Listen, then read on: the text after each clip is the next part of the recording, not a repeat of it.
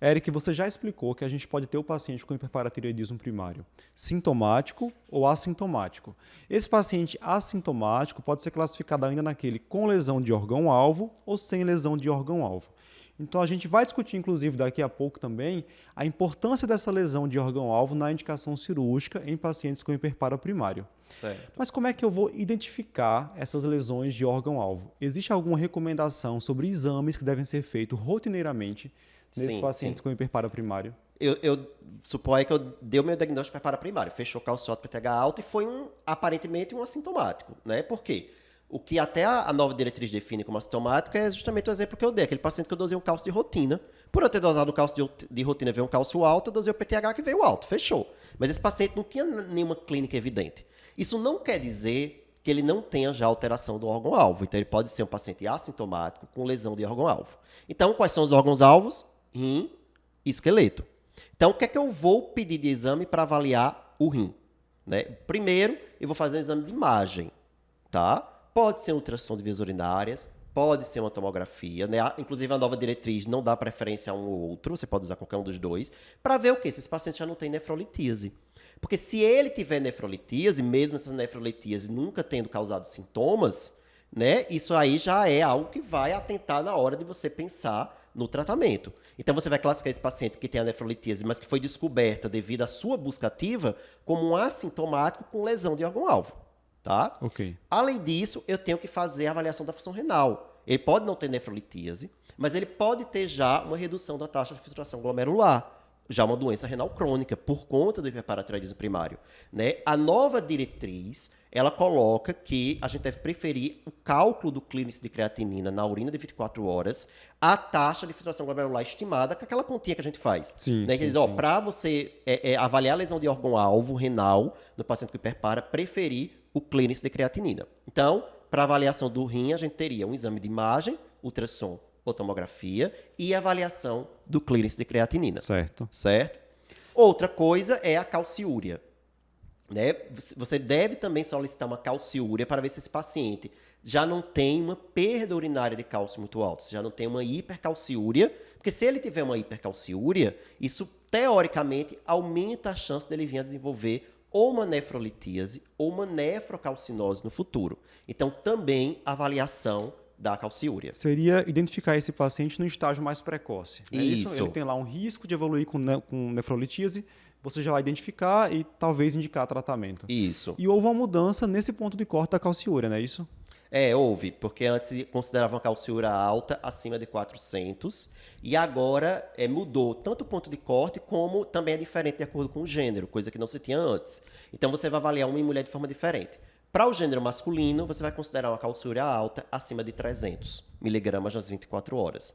Para o gênero feminino, você vai considerar acima de 250.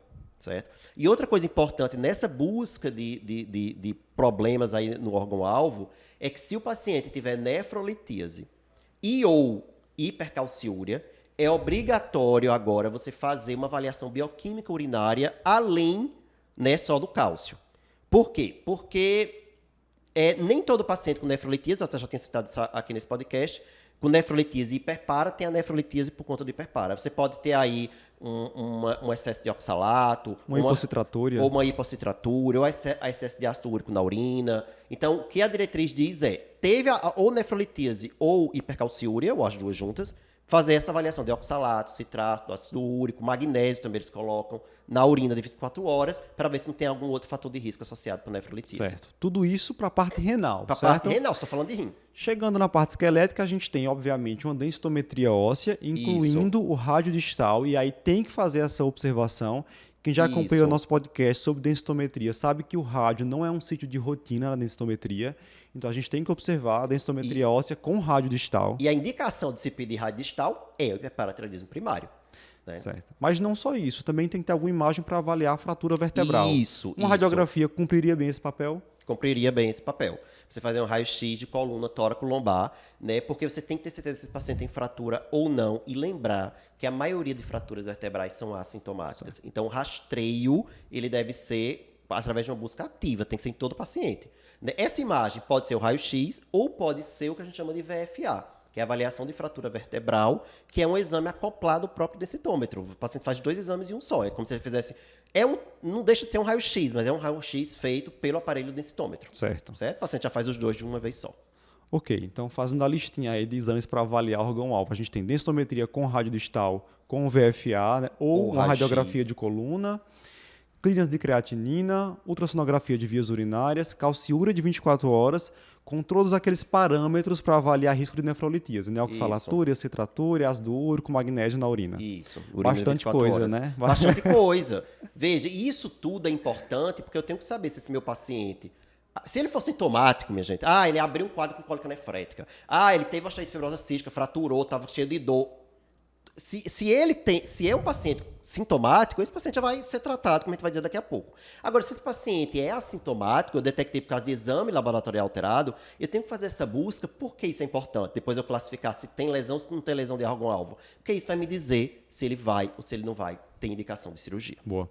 Então, rotineiramente, eu não tenho que fazer aquele inventário ósseo completo, né? Radiografia não é de obrigado. ossos longos, de crânio. Fazer raio-x de crânio para ver se tem sal em pimenta. Até porque, geralmente, o paciente que tem osteite fibrosa cística, ele é um paciente que tem sintomas, seja dor óssea, seja fratura. Então, a diretriz atual, ela não coloca esse inventário ósseo como algo obrigatório. Agora, se você tem alguma coisa sugestiva na clínica do paciente, né, aí vale a pena fazer, principalmente dor, né, dor difusa, dor inespecífica óssea, aí vale a pena você fazer. Certo. Bem, espero que você tenha gostado desse formato de vídeo mais curtinho.